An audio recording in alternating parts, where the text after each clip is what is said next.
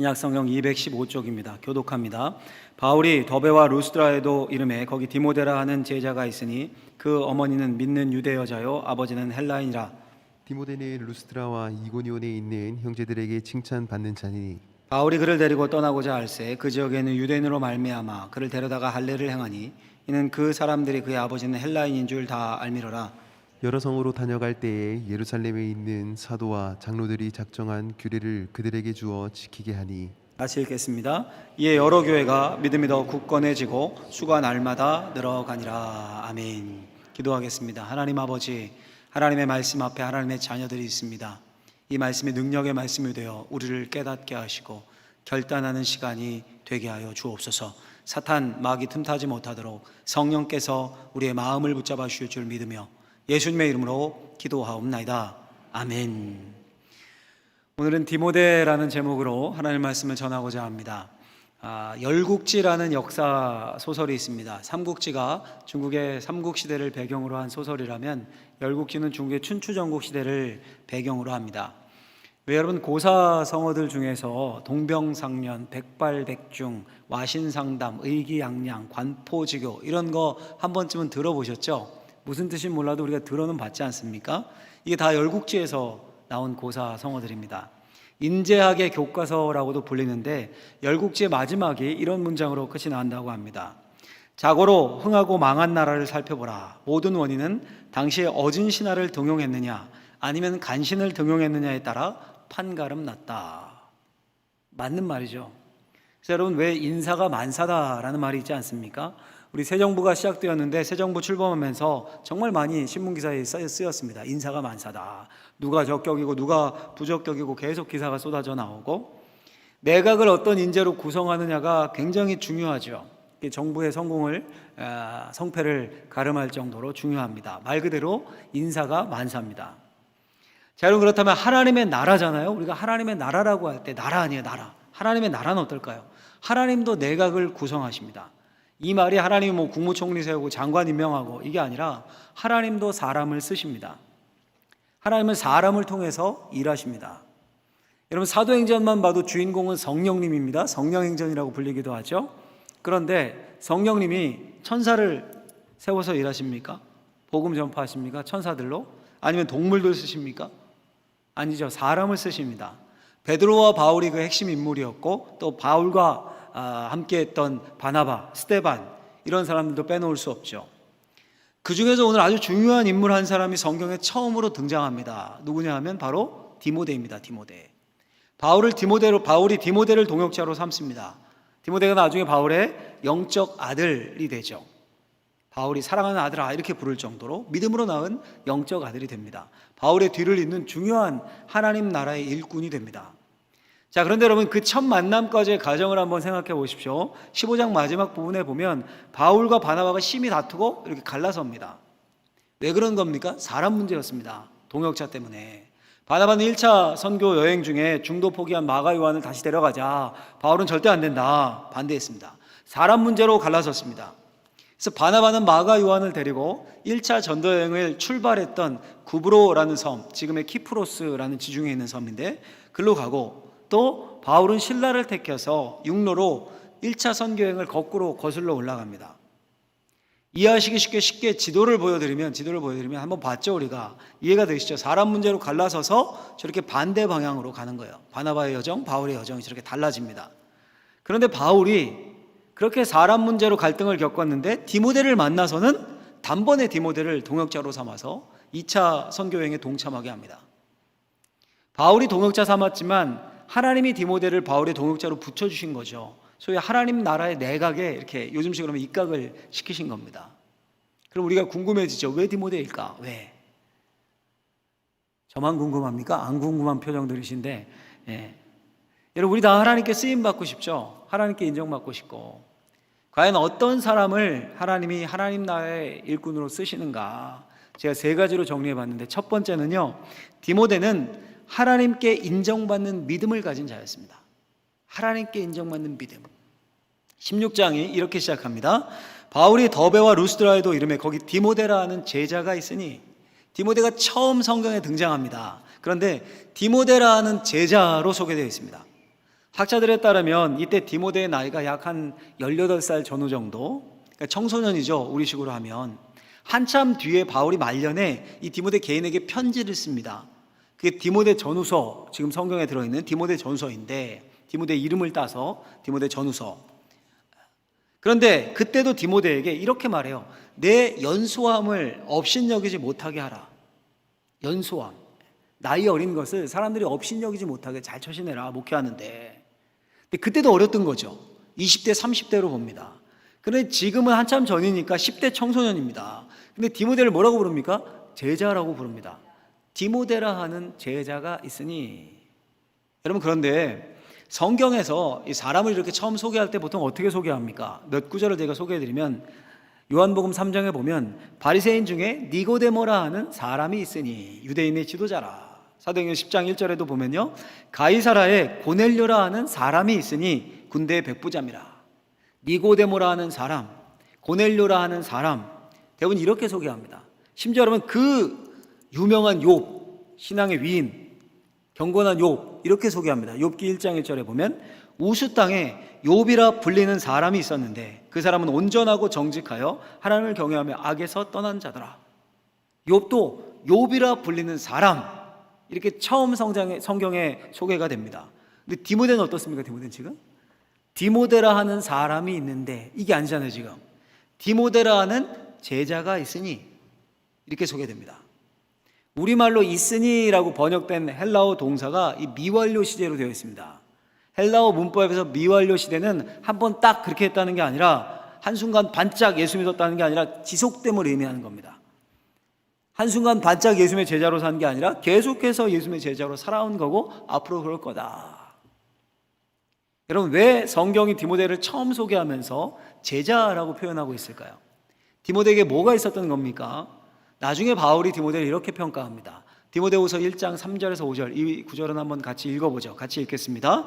내가 밤낮 간구하는 가운데 쉬지 않고 너를 생각하여 청결한 양심으로 조상적부터 섬겨오는 하나님께 감사하고 내 눈물을 생각하여 너 보기를 원함은 내 기쁨이 가득하게 하려 함이니 이는 내 속에 거짓이 없는 믿음이 있음을 생각함이라. 아멘. 디모데 속에 뭐가 있었습니까?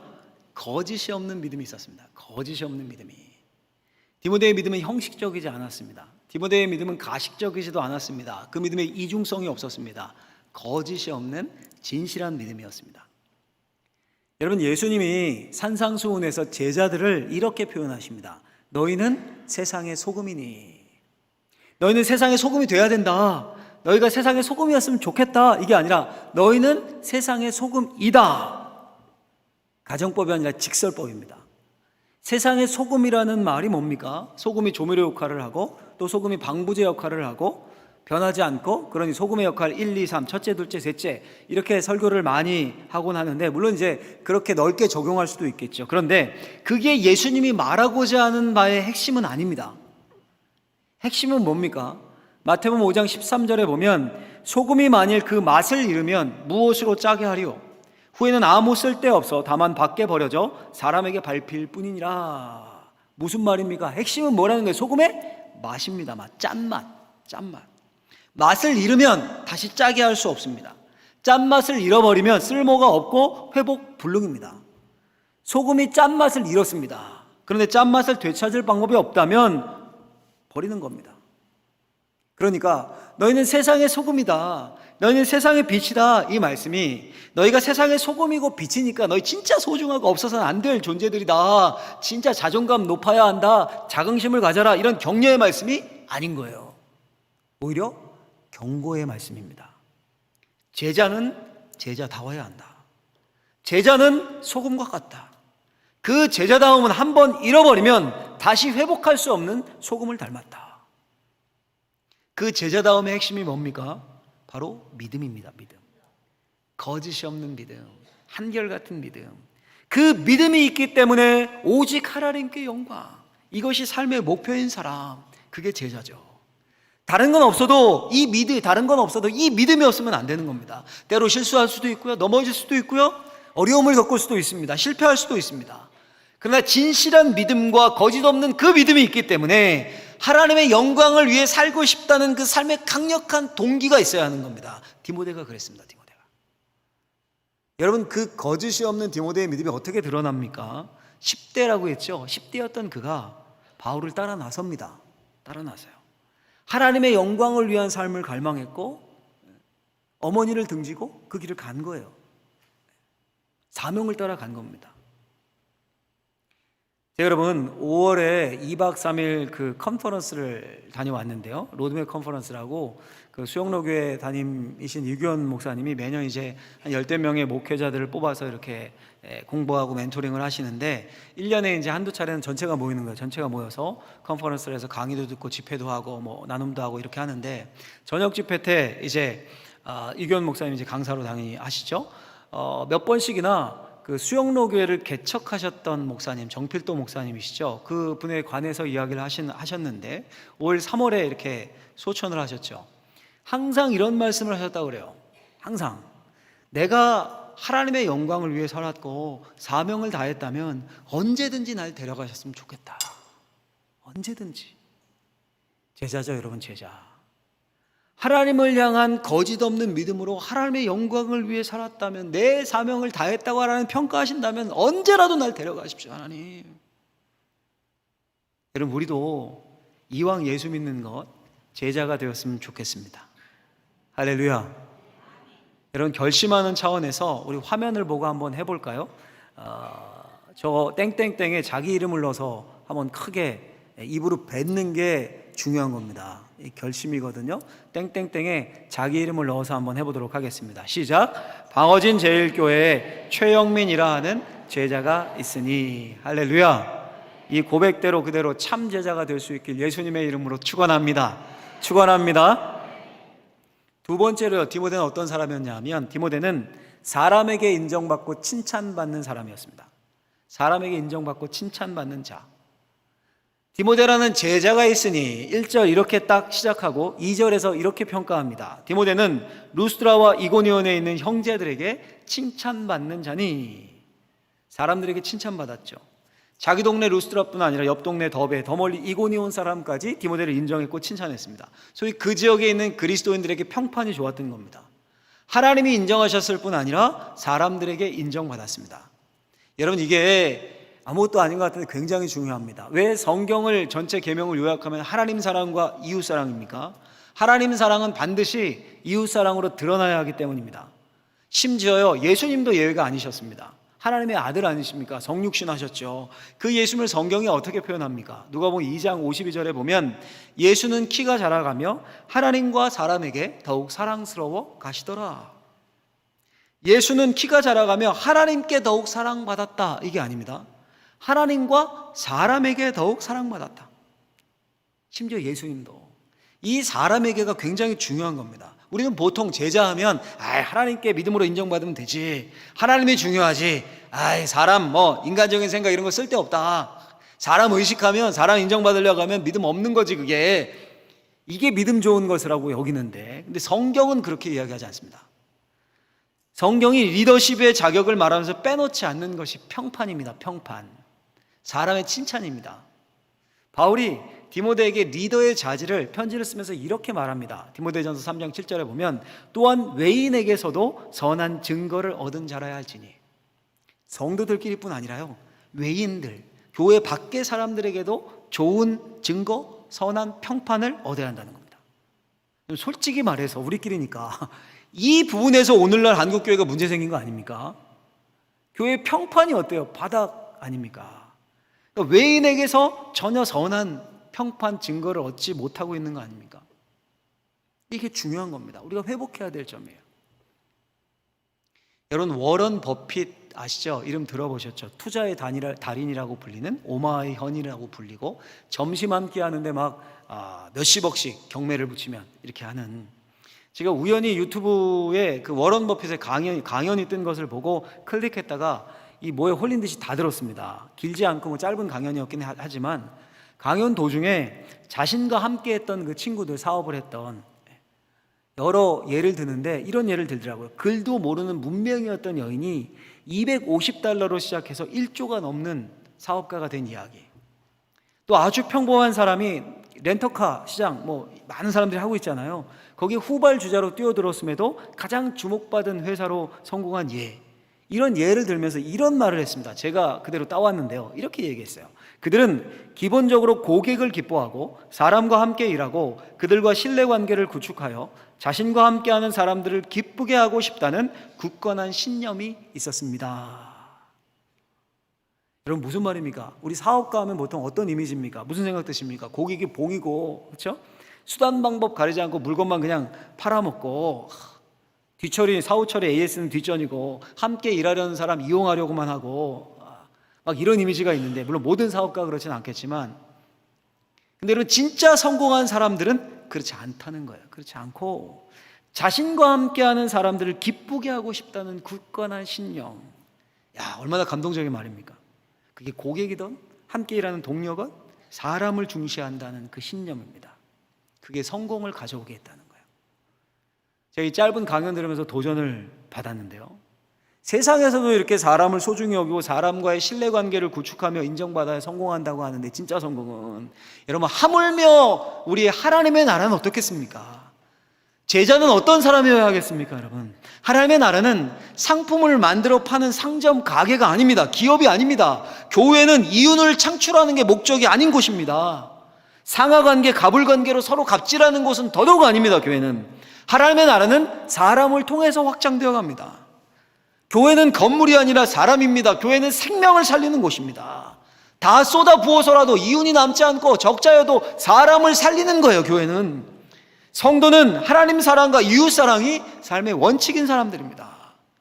그러나 여러분, 당연히 뭐가 따라야 합니까? 뭐가? 디모데라는 제자가 있으니 형제들에게 칭찬받는 자요, 또한 외인들에게서도 선한 증거를 얻는 자라야 하지니, 이 모습이 나타나야 되는 겁니다. 사람을 중시하고 영혼을 중시하기 때문에. 물론 여러분, 그렇다고 막 형제에게 칭찬받고 외인에게도 칭찬받는다고 해서 막 아부하고 막 줄대고 막 사람에게만 잘 보이려고 하고 줄 서고 뭔가 큰 일 이루고 막 끼리끼리해서 그래서 그런 칭찬을 받는 겁니까? 그건 말 그대로 세상적인 평판과 인정이고요, 세상에서 말하는 성공한 사람이 받는 칭찬과 명성입니다. 근데 제자들의 평판은 어떻게 형성됩니까? 제자들의 칭찬은, 여러분, 교회에서 잘 보십시오. 누구를 칭찬하고 누구 평판이 좋습니까? 사업에 성공한 사람이요? 박사학위 받은 똑똑한 사람이요? 아니면 권력자요? 그렇지 않죠. 교회에서 평판, 좋은 평판을 얻는 사람들은 그리스도인들이 갖춰야 할 기본 덕목 3가지가 있습니다. 성경이 말하는, 기억해 두십시오. 기본 덕목 쉬워요. 믿음, 소망, 사랑이에요. 이 셋이 보이는 사람입니다. 디모데같이 진실한 믿음, 거짓 없는 믿음이 있는 사람, 당연히 하나님을 향한 신실한 믿음이 있기에 기도 많이 하고 하나님을 사모하고 예배 즐거워하고 봉사 헌신하겠죠. 믿음이 있으니까, 진실한 믿음이. 또 그런 사람이 소망이 있습니다. 하나님 보기를 바라고, 예수님 보기를 바라고 저 천국을 소망하는 겁니다. 소망과 희망이 있으니까 사람이 밝고 늘 웃습니다. 당연히 긍정적이겠지만 소망이 있으니. 교회에만 오면 밖에서는 웃다가 교회 오면 막 내천 짜서 인상 쓰고 막 무게 잡고, 이게 아니라 그렇게 믿음과 소망이 있는 사람은 또 사랑이 있습니다. 늘 상대방을 배려하고 긍휼히 여깁니다. 섬김과 나눔을 합니다. 그러면서도 섬길 수 있고 대접할 수 있으면 자신이 기뻐합니다. 여러분, 제가 복잡하게 길게 말했지만요, 이거 한마디로 요약하면, 잘 기억하셨으면 좋겠어요. 한마디로 요약하면 하나님을 향한 진실한 믿음, 이건 영성이죠. 영성이 있는 겁니다. 사람에게 칭찬받는, 이건 인격입니다. 인격. 그렇죠? 그러니 영성과 인격, 이 두 날개가 준비된 사람을 하나님이 쓰시는 겁니다. 그들이 하나님 나라의 주역이 됩니다. 여러분, 그런데 이 하나님의 기준이 특별합니까? 우리도 그렇지 않습니까? 영성이 고매하고 인격이 준비된 사람 곁에 있고 싶죠. 여러분, 함께하고 싶지 않습니까? 돈 많은 사람보다 그런 사람 옆에서 나를 영적으로 지도해주고 조언해주고 기도해주고 이끌어주고, 얼마나 좋습니까? 우리도 그런데 우리 하나님은 말해 뭐 하시겠습니까? 바라건대 저와 여러분들이 그렇게 하나님이 찾으시고 쓰시는 준비된 사람이 되길 예수님의 이름으로 간절히 축원합니다. 셋째로요, 마지막으로 디모데는 하나님이 쓰시고자 준비시킨 사람이었습니다. 하나님이 쓰시려고 준비시킨 사람이었어요. 여러분, 혹시 이런 마을 들어보셨습니까? 방광리, 방구마을, 대가리, 우동리, 파전리, 조지리, 연탄리. 누가 웃기려고 지어낸 것 같죠, 여러분? 근데 실제 우리나라에 있는 지명들입니다. 이게 전남 구례군 광이면 방광리, 전북 순창군 풍산면 대가리, 충북 증평군 증평읍 연탄리. 혹시 이 중에 방광리, 대가리, 연탄리 출신 있으십니까? 만약 누군가가 저 방광리 출신입니다, 저 대가리에서 왔는데요. 아무도 모르겠죠, 여러분. 아무도. 디모데가 그랬어요, 여러분. 근데 디모데가 어디 출신입니까? 루스트라 출신입니다. 루스트라라는 이름 없는 작은 시골 마을입니다. 보통 여러분 로마 제국의 큰 성읍들은요, 도시들은 지금도 흔적이 남아 있습니다. 에베소, 고린도, 데살로니가, 빌립보 이런 데 가면 다 유적이 있습니다. 지금도 유지되고 있는 큰 도시들도 있고, 데살로니가, 아테네 이런 데 그리스의 큰 도시, 제1, 제2도시 아닙니까? 하다못해 여러분 무너진 기둥이라든가 주춧돌, 석상 이런 흔적이라도 있습니다. 근데 루스트라는 지금 터키 중부 지역에 있는데 흔적도 없다고 해요. 흔적도. 그만큼 작은 성읍이었습니다. 시골 성읍. 아마 그 당시 로마 제국의 큰 도시에서 루스트라 출신입니다. 어디요? 거기 어디라고요? 그랬을 겁니다. 그 루스트라에 바울의 동역자가 되는 디모데라 하는 제자가 있었습니다. 여러분 어떻게 예수를 알고 믿고 제자가 되었을까요? 오늘 1절에 보면 그 어머니는 믿는 유대 여자요, 아버지는 헬라인이라. 아버지는 헬라인인데 어머니는 믿는 유대 여자였습니다. 이 말은 예수를 믿어서 개종했다는 의미거든요. 바울이 디모데에게 편지를 쓰면서 이런 말을 합니다. 디모데후서 1장 5절에 보면 이는 내 속에 거짓이 없는 믿음이 있음을 생각함이라. 이 믿음은 먼저 내 외조모 로이스와 내 어머니 유니게 속에 있더니 내 속에도 있는 줄을 확신하노라. 아멘. 지금 디모데의 거짓이 없는 믿음이 어디서 왔습니까? 먼저라고 되어 있죠. 먼저. 외할머니 로이스와 어머니 유니게로부터 왔습니다. 이런 말도 합니다. 디모데후서 3장 14절 15절 보면 너는 배우고 확신한 일에 거하라. 또 어려서부터 성경을 알았나니. 어려서부터 성경을 알았대요. 누구에게 디모데가 성경을 배운 겁니까? 할머니, 어머니로부터 배운 겁니다. 할아버지, 아버지의 이름이 한 번도 안 나오는 걸로 봐서는 아마 일찍 죽고 할머니, 어머니 손에 키워진 겁니다. 그럼 여러분, 외할머니 로이스와 어머니 유니게는 어떻게 예수를 믿게 되었을까요? 그 루스트라 시골 마을에서. 루스트라는 여러분 완벽한 시골 동네로 이교도들의 이방신 천지인 그런 성읍이었습니다. 심지어 자기들만의 말인 루가오니아 방언이 있을 정도입니다. 폐쇄적인 도시였다는 거죠. 제우스, 헤르메스 이런 신들 신전 있고 그런 거 섬기는 우상 숭배의 성읍이었습니다. 우리 14장에서 봤죠. 여러분 우리나라로 치면요, 옛날의 제주도, 지금은 이제 제주도가 그렇지 않고 옛날의 제주도를 생각하시면 딱 좋을 듯합니다. 여전히 지금도 그렇다던데 이렇게 제주도 토착민만 모여 사는 마을 가면 제주도 방언 쓴다고 하지 않습니까? 방언. 우리 못 알아듣지 않습니까? 제가 검색해 보니까 호꽃만 20석에 무슨 뜻인지 아십니까? 조금만 계십시오 이런 뜻이래요. 왕방갑서 와서 보고 가세요. 루스트라 성읍이 이처럼 자신들만의 방언이 있었습니다. 루가오니아 방언이. 그래서 바울과 바나바가 도착했을 때 그들이 하는 말을 못 알아들었어요. 여전히 제주도에 미신이 많은데 옛날에는 뭐 더 했다고 그래요. 예전에 1만 8천 신들의 고향이다라고 불렸다고 합니다. 전설 신당 없는 마을이 없을 정도였다고, 옛날에 제주도에. 루스트라가 딱 그런 곳이에요. 상상하시면 돼요. 근데 그 성읍에 누가 갑니까? 바울이 갑니다. 1차 전도 여행 때. 나면서부터 못 걷는 자를 고치고 복음을 전합니다. 복음을 전하다 돌에 맞고 기적적으로 살아납니다. 그때 누가 그 복음을 들은 겁니까? 로이스와 유니게가 들은 거예요. 기적을 봤습니다. 그 예수를 믿었습니다. 자, 여러분 한번 상상의 나래를 펴보십시오. 디모데의 어머니 유니게가 이방인과 결혼했습니다. 유대인들은 이방인들을 지옥의 불쏘시개 정도로 보는데, 그렇게 부정하게 보는데 이방인 결혼을 했습니다. 무슨 이유가 있었겠죠. 뭐 사랑에 홀렸거나 여하튼. 근데 남편이 일찍 죽습니다. 남은 건 혼혈 디모데뿐입니다. 그 마음이 얼마나 간절했겠습니까? 아들이 전부입니다. 그러던 중에 복음을 들었습니다. 예수를 믿게 되었습니다. 여러분 이 땅에 있는 모든 그리스도인 홀어머니들, 홀어머니 그리스도인들 소원이 뭡니까? 주님이 하나뿐인 자기 아들 책임져 주시는 거. 그렇죠. 디모데를 위해 얼마나 간절히 기도하고 신앙으로 키우려 애를 썼겠습니까? 유니게뿐입니까? 외할머니 로이스도 마찬가지입니다. 남편 이름이 나오지 않는 걸로 봐서 역시 과부일 겁니다. 딸이 이방인과 결혼했습니다. 혼혈 아들을 낳더니 그만 젊은 나이에 자기처럼 과부가 됩니다. 얼마나 상심이 되고 낙심이 됐겠습니까? 소망이 없는 인생이죠. 소망이 없는. 그러다가 웬 마을에 찾아온 낯선 전도자로부터 복음을 듣습니다. 그리고 예수님을 믿고 만납니다. 뭘 위해 기도했겠습니까? 막 세계 평화, 땅끝까지 복음이 전파되기 위해, 그거 위해 제 1번으로 기도했겠습니까? 1순위 기도 제목이 손주 디모데 아니었겠습니까? 여러분, 그 외할머니 어머니의 믿음이 그대로 디모데에게 전수되었습니다. 먼저 내 외조모 어머니에게 그 거짓 없는 믿음이 있었다. 바울이 말할 정도로 그녀들의 간절한 기도가 그대로 디모데의 삶에 이루어졌습니다. 근데 여러분, 그 모든 일을 누가 이루신 겁니까? 하나님이 이루신 거죠. 하나님. 디모데라는 제자가 갑자기 자기 능력으로 어디서 툭 이렇게 튀어나온 게 아닙니다. 하나님이 바울을 사용하셔서 험산 줄령을 넘어서 시골 성읍 루스라에 가서 복음을 전하게 하셨습니다. 여러분, 바울의 선교 전략은 바울은 늘 대도시 그리고 큰 성읍에 가서 복음을 전했습니다. 왜냐하면 사람 많은 곳에서 전해야 효과가 클 거 아닙니까? 한 영혼이 중요하니까 한 명 놓고 설교하고 뭐 복음 전도하고 1:1 전도하고 이것도 귀한데, 그런데 이왕이면 100명, 1000명 많은 사람 앞에서 전하고 많은 사람이 예수를 믿으면 더 좋죠. 바울의 선교 전략이 그랬습니다.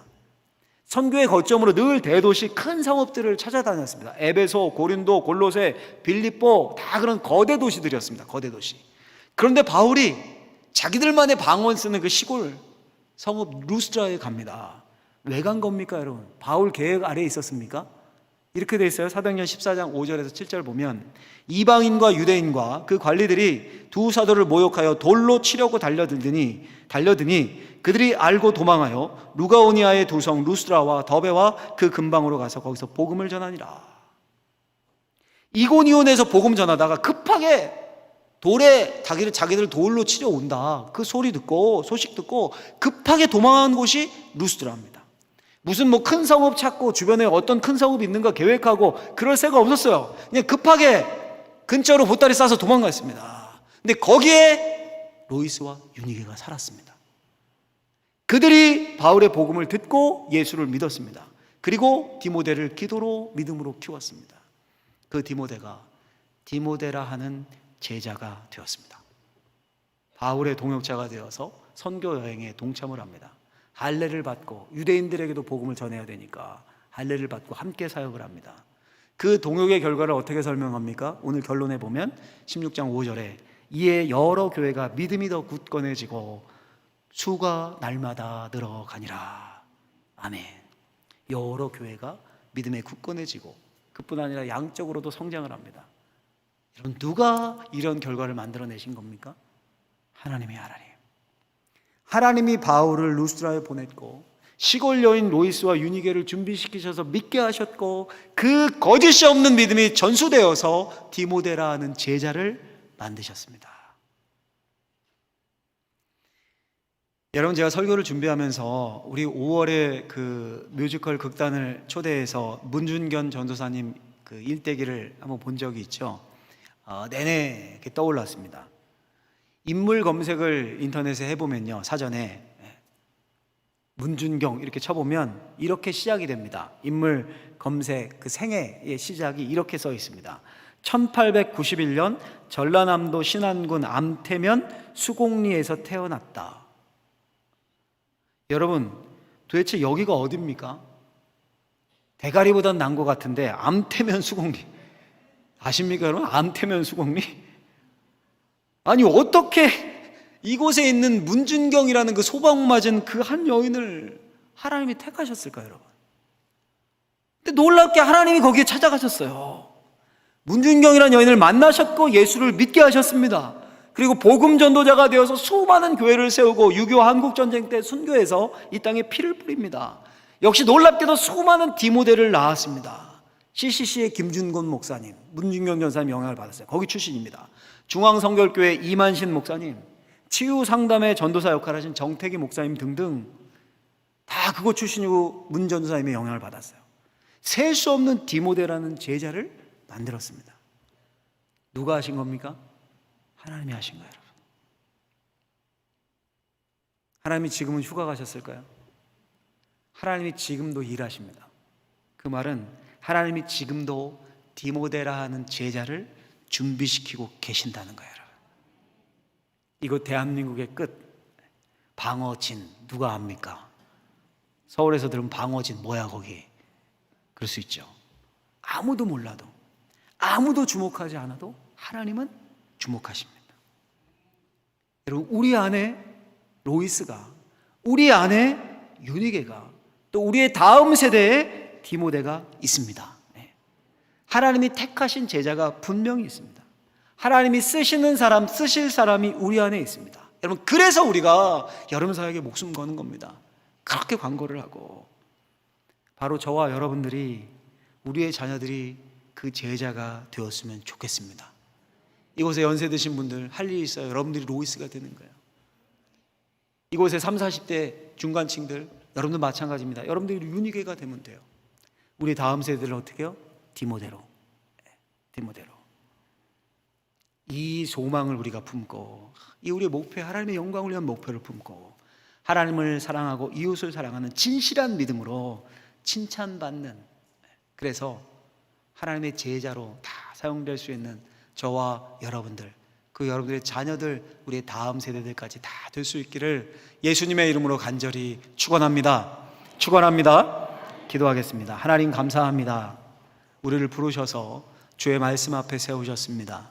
우리 안에 예수 그리스도의 제자들이 많이 생겨나게 하시고, 하나님의 영광을 위해 우리의 자녀들이, 우리의 다음 세대가, 우리의 교회가 사용되게 하여 주옵소서. 예수님의 이름으로 기도하옵나이다. 아멘.